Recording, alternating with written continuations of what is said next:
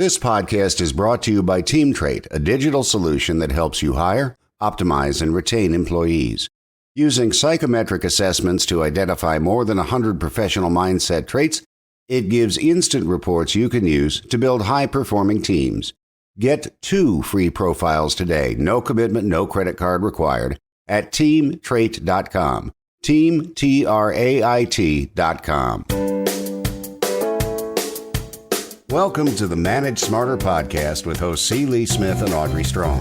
We're glad you're here for discussions on new ways to manage smarter, hire, develop, and retain talent, improve results, and propel team performance to new heights. This is the Manage Smarter podcast. You know, Lee, part of being a manager is working with human resources professionals. It's handling staff, and it can be, I think, particularly challenging if you are a middle manager. So you're managing up and you're managing down. But HR in 2024 is more complex than ever, and that's our topic for today. And we've never done this topic before, and I'm glad we're doing it. Yeah, and what's amazing about it too is that they're doing all this on a shoestring budget. Most of them. I mean, it's like I don't know too many HR departments or whatever that are staffed the way that they feel like they need to be staffed and have all the money to do, to buy the tools that they need to be able to carry out their stated function. So it's always a challenge for those types of people, but also as managers and leaders, as far as how we view HR, how we work with HR, there's definitely some ways in which we could be doing that better, and we hope to explore some of that today.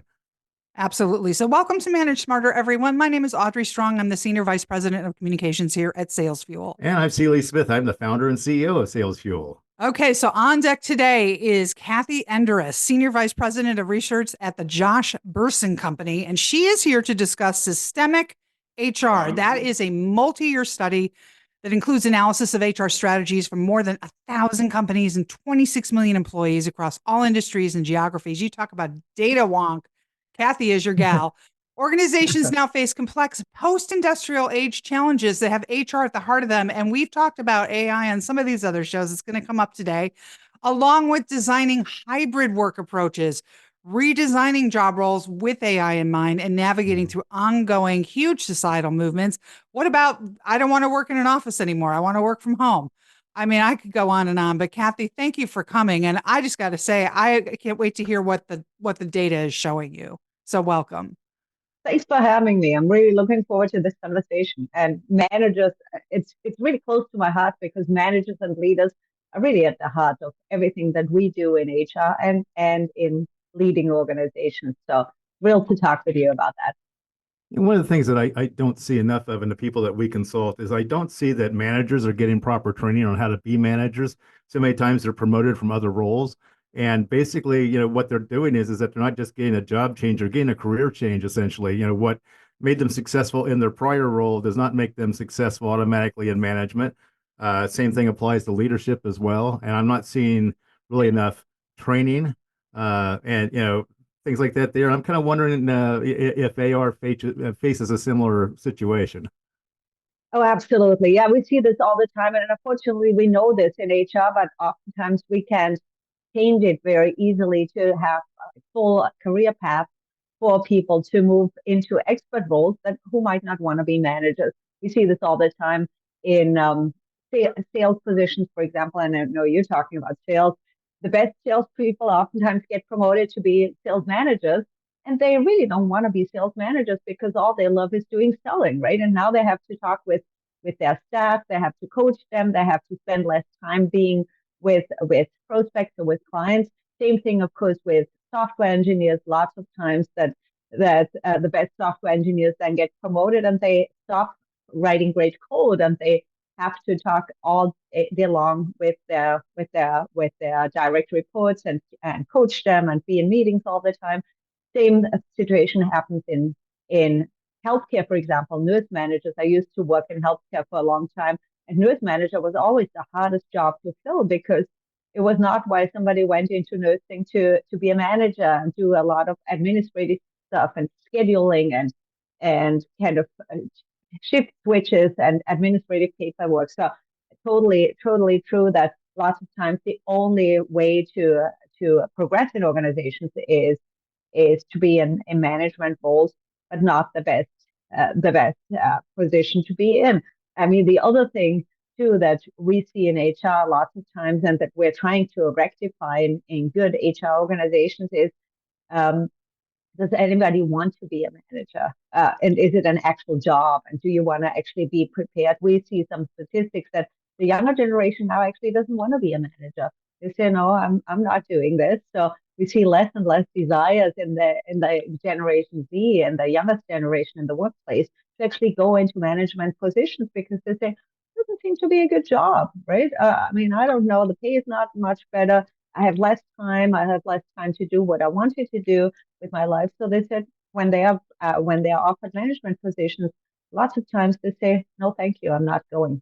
So how's HR countering that? I mean, how's what strategies does HR have to implement then to deal with young people not wanting to take the roles of retiring managers, for example, or managers that move on? Yeah, it's a hard thing to do for HR, of course. And what we have to do in HR then is to really think deeply and explore our workforce. Could we, for example, offer managers who might want to retire some kind of part-time role, some kind of gig role to train the younger generation, or to basically support the younger generation, and also to sweeten up the deal, honestly, for the younger generation, to say, well, what would it look like if that role was interesting to you? What's not interesting for you? And how can we help you? And how can we prepare you to do that? There's no easy cut and dry answer, but organizations are trying some very interesting things. They are trying to, for example, to do job sharing with of younger generations with older generations in the management positions, where somebody who might be close to retirement to say, well, I'll still stick around, but only for half of the time because I want to ease out of the workforce. And the younger manager might say, well, if I can learn together with this other person and if I can be mentored by them, maybe it is not so bad after all. So 18 practice areas are under the systemic HR umbrella. I would love to hear from you when this data started aggregating. What were maybe one or two data points that came through that just kind of blew your mind or were unexpected? Yeah, I mean, when we set out to do this study, we had a theory, we had a hypothesis that HR in this new age where every problem that we're talking about, and we just talked about new managers and management development and how hard it is to be a manager, then all of these problems are not single solution problems. So you might say, well, getting new managers might be a training issue. And of course it is, right? Because you're going to train them up. But there's also a recruiting challenge, because when you hire somebody new, for example, you might look for, does this person eventually want to be a manager, or how can you prepare them to be a manager? It's also going to be a workforce kind of balancing perspective, as we talked about when we talked about the job sharing. Could also be a workforce planning exercise when you say who has the skills, who has the capabilities. So when we set out, we knew that every single problem that we now tackle in HR is not a single domain function. So in other words, we built our HR departments in single domains. We said, here's the recruiting department, here's the learning and development department, here's the total rewards, the compensation and benefits department, here's the workforce planning team. But really what HR needs to do is work together across all of these domains and work together with the business to create the solutions to the business problems, like the shortage of managers, for example. So we set out with this hypothesis, and while this was true, what really surprised us is how early on, how immature many of the HR departments are, through no fault sometimes of their own, because and you mentioned it before too, because they might not get the right budget, they might not get the right leadership support, they might not get the executive commitment to actually make that impact. So we uncovered that most HR departments are still very early on in their journey to become more systemic, where they work across the business, work across different HR domains, use technology, use AI to the way that it supports them to identify problems, dive deeper into understanding what these business problems are, assigning the right resources, and then kind of connecting the business into that as well. And then kind of disbanding these kind of agile teams. Most HR organizations are still very hierarchically organized, very siloed in their domain. So I was in our show prep where we came across a stat we thought was very interesting that you've created this thing based off of the data called systemic HR, and you say that it's 12 times more likely to accomplish high workforce productivity, 7 times more likely to adapt to change. So what is this framework that you call systemic HR?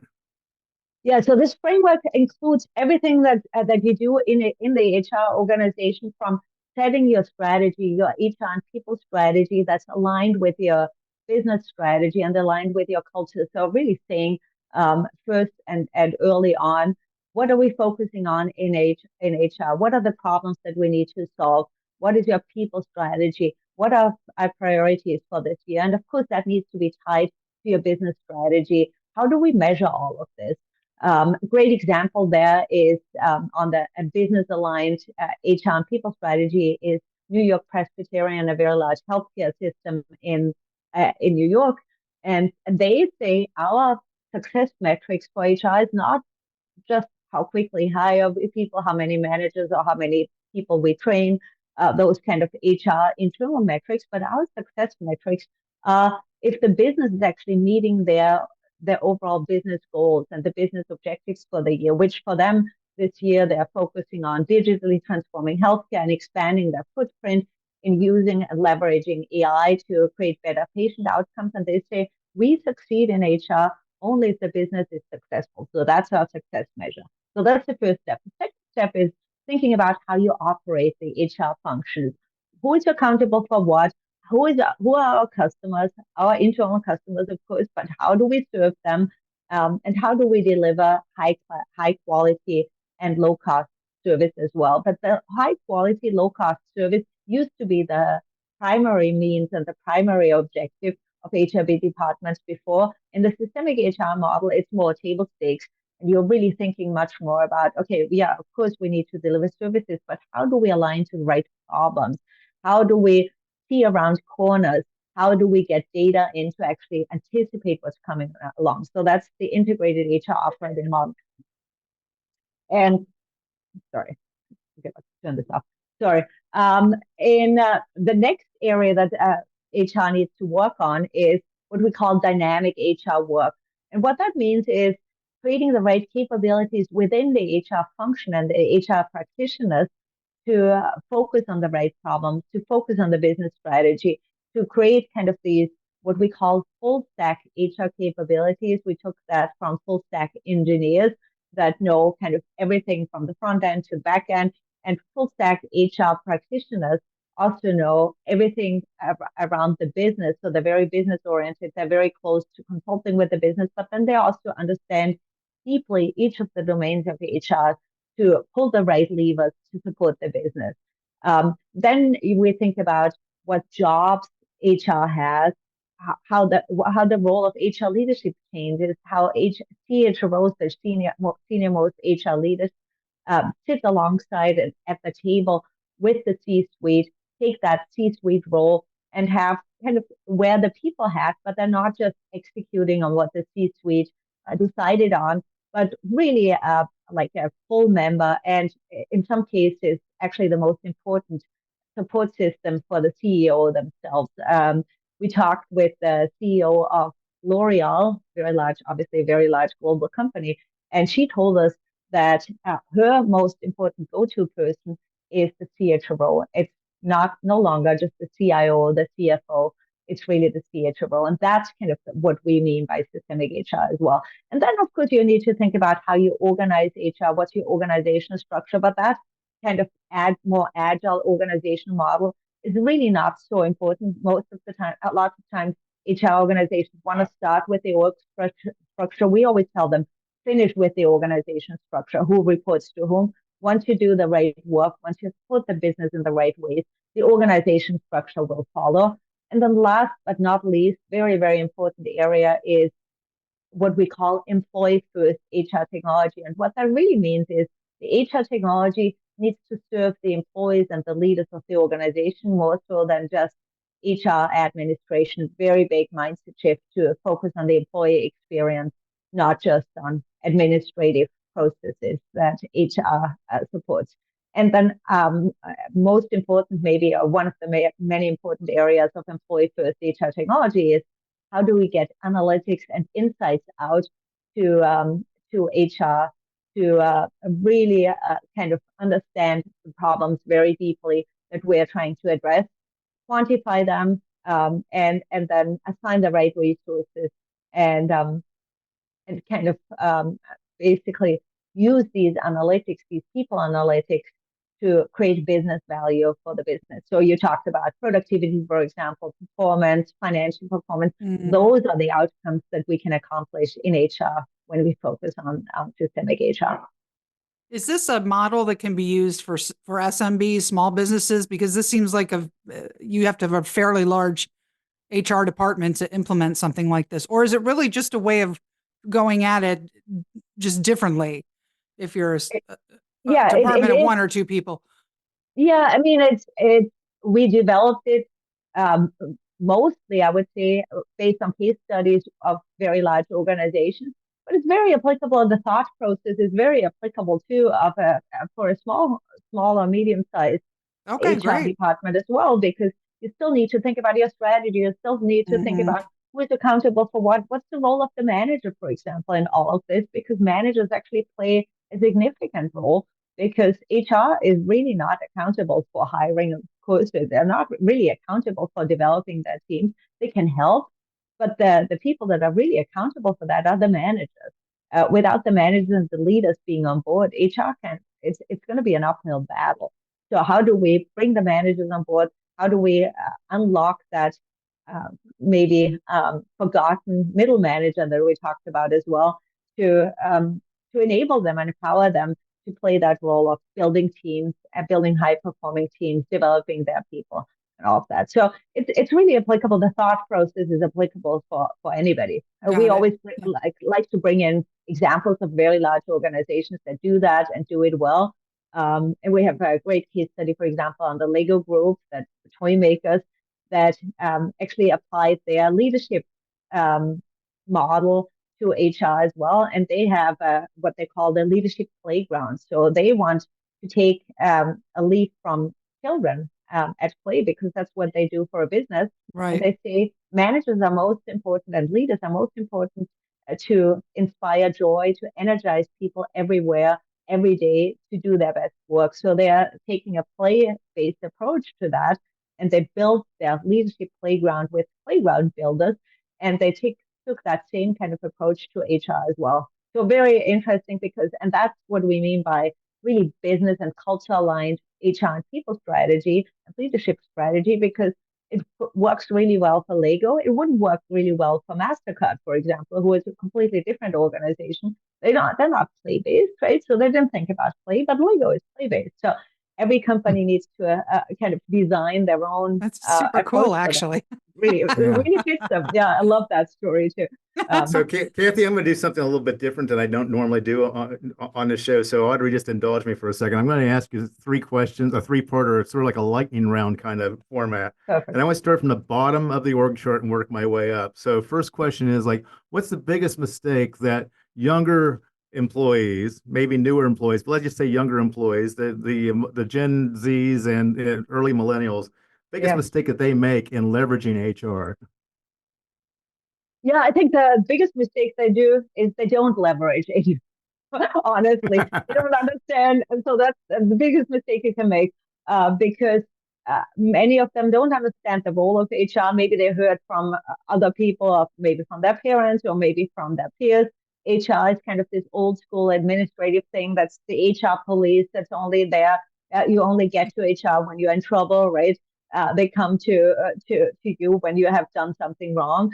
So I think that's the biggest mistake that they do, is that they don't understand that HR is actually there to support them, to grow in your career, to support you, to develop in the direction you want to develop, because HR is critically interested in developing, especially the youngest generation, keep them engaged there, to keep them with the organization. And the number one reason why people leave the organization is actually not the manager. It's because of for lack of development, for lack of growth. Study after study shows that, and HR can help you navigate that. So really, then, that's the biggest. What I'm hearing, Kathi, is like they think of HR as the principal's office when really it's the guidance counselor. Exactly, that's exactly right, and it's a good way to put it. And I think that since they have that experience from school, it's not the principal's office; it is the guidance counselor. Exactly, and they Okay, don't see so that. let's move up the org chart now. Biggest mistake that middle managers make in leveraging HR. Yeah, I think middle managers do usually leverage HR, but they leverage them in an administrative way. So they say, I need to put this requisition into the system. Can you help me? Or I need to transfer a person. How do I do that? Or can you help me with this paperwork? Or I have like a legal topic that I need to address. They don't think about, and while HR can support that, of course, that's not the primary function. That's not the primary role that HR can do. What HR can really help you do much better so is, well, I have this requisition that I want to post for a new person. Um, Walk me through what kind of skill set I need. Walk me through if that where I'm thinking that I need somebody is actually the skill set is even available, because maybe I'm looking for a unicorn, right? And we don't have that unicorn, or we can't afford to hire that unicorn because it goes well beyond what we can afford to pay the person. So much more consultative, much more kind of helping them walk through what are the requirements for the job, for example, rather than stick this requisition in and I'm done with that.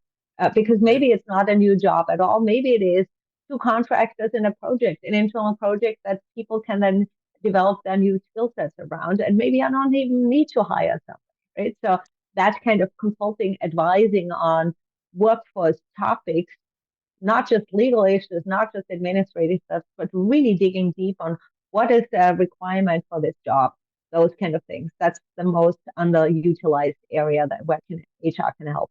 And now let's go to the top of the org chart, which is what's the biggest mistake that senior leadership, the C-suite, makes in using HR or not. Yeah, and I think that one of the biggest mistakes the C-suite makes is putting HR into the HR box. What I mean by that is the CHRO not being an equal member of the C-suite team to the CIO, to the CFO, to the head of sales and marketing, for example, chief marketing officer, but saying, well, we decide on the business strategy and you just execute on it. So basically not bringing the HR voice in very early on. And AI is a great example. HR has a unique opportunity to actually help the organization redesign every single job that is in the organization that will be impacted by AI.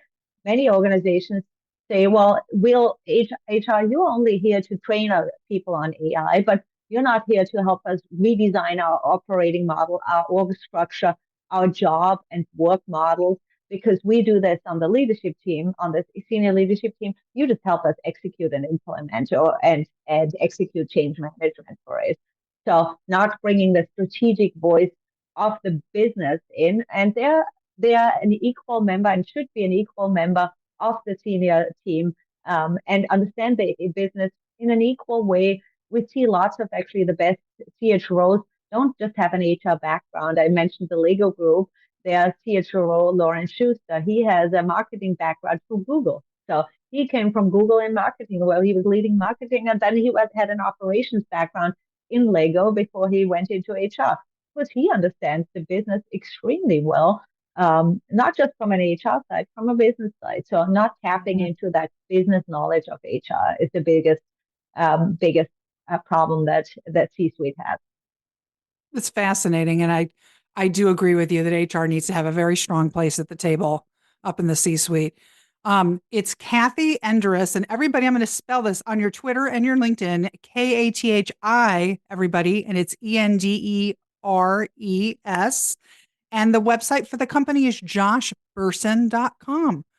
Kathi, boy, we could talk for hours and hours and hours on this, but I just love the insights, and particularly for our audience, your take on those three different levels, super interesting. Yeah. But, one thing we didn't get to, which is, that I want to make sure that, because we talked about it early on, is that we want to talk about HR's role in reskilling, and particularly as it relates to HR, because there's a lot of people that feel like white collar jobs now, they're going to be upended, by Absolutely. AI. And so it harkens me back then to a time back when robotics came on strong, and people and these line workers were told, well, they're not going to take your job. Everything you need to learn to work with the robots and everything like that.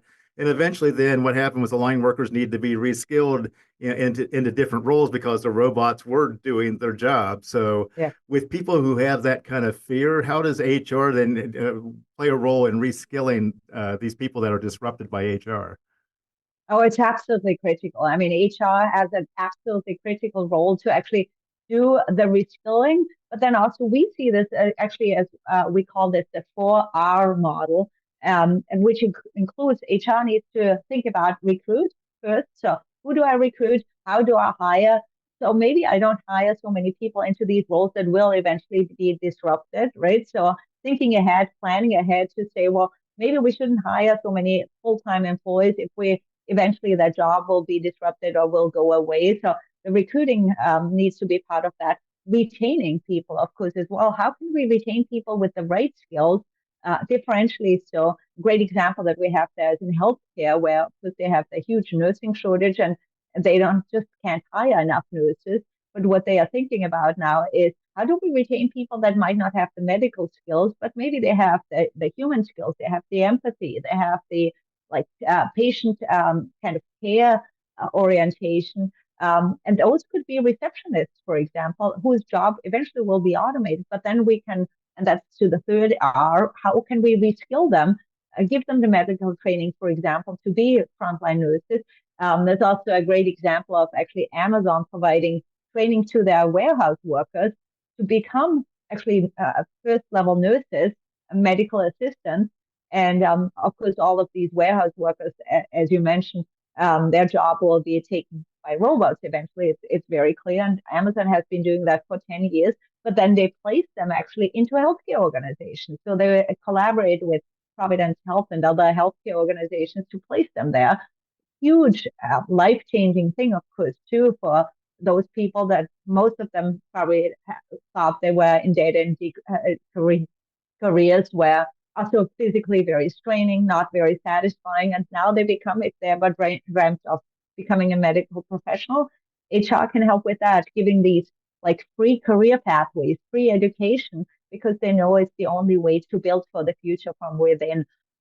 And it's kind of a proven fact that building from within with giving people kind of this reskilling is 4 to 5 times more affordable than hiring from outside. So from a financial perspective, it also makes huge difference. It makes lots of sense. That's the reskilling. And then the fourth area that we talk about a lot is redesign and redesigning jobs and work. And you mentioned AI, of course. In the healthcare example, we saw that when AI is used, for example, in medical decisions, the kind of the strain on nursing professionals is reduced by up to 50% because now they can focus on really the most important work, the medical work, the work that they're qualified to do. We call that in healthcare, you call that work operating on the top of license. So basically that's a great concept because it means you're doing what you're uniquely qualified for. If you think about that concept of operating at top of license, it applies to any of us, right? How important that is to do the work that we're qualified to do, uniquely qualified to do, and not other work that we don't like to do that we're not uniquely qualified to do. Well, we need to redesign jobs and employment models to actually make that happen. So that 4R model is a part and parcel of what we call systemic HR as well, because we need to think about all those levers, recruit, retain, reskill, and redesign at the same time, all the time. Yeah, I wouldn't have thought about the reskilling thing. So Lee, I'm glad you asked about that. Well, Kathi, I can't thank you enough. It's been great having you on the show. It's a great topic, and we're so glad you were able to join us today. Well, thanks for having me. Well, we could talk for hours for sure. So Thanks I again. appreciate your time. It was great. Thank you. Thanks for listening. If you enjoyed the show, please rate and recommend on iTunes, Overcast, or wherever you get your podcasts. You can also get more great information at salesfuel.com.